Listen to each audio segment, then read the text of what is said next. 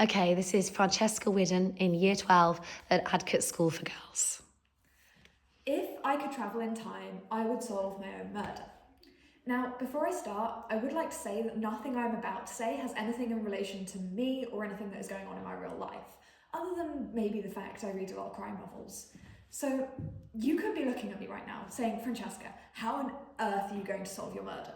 Which is entirely understandable, as nobody alive has ever done that for one specific reason. They're all dead.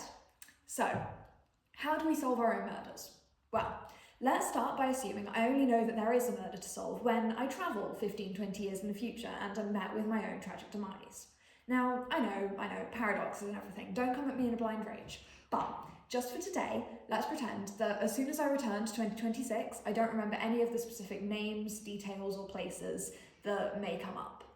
So, travelling in time is not, as of yet, a possible thing to do, unless you look at sci-fi shows such as Doctor Who or Torchwood, where time vortex manipulators and time-travelling transdimensionally engineered ships exist, or The Time Machine from The Time Machine by the marvellous H.G. Wells, or other similar books. So for the benefit of everyone listening, I'm not going to dive into the greater than 968-day trip around the universe that you would actually have to take to travel in time, abiding by the laws of physics.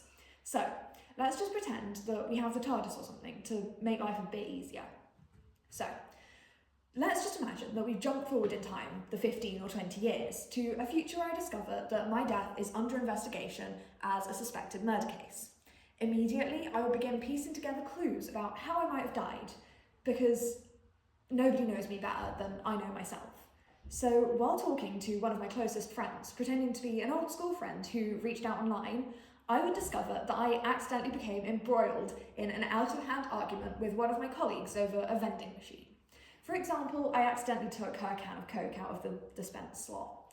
So, let's just call her Chloe in case we need to refer to her again. So after I told her that I would pay her back for any damages caused, I would probably have asked her if she wanted to come back to my house with me so I could give her the money in cash, as by that point it would be around 2045.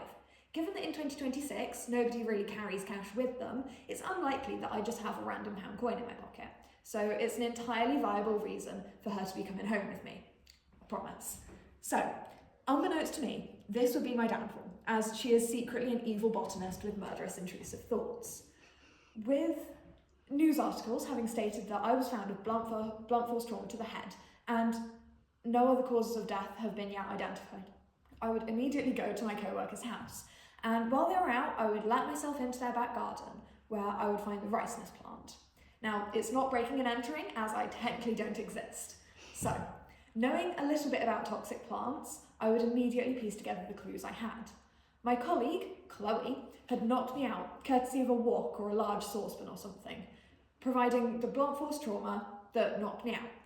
She then would have injected the ricin from the ricinus plant into my veins, killing me quickly. And having figured that out, I would then anonymously tip off the police, who would arrest Chloe and charge her with murder as I watch from afar after successfully solving my own case.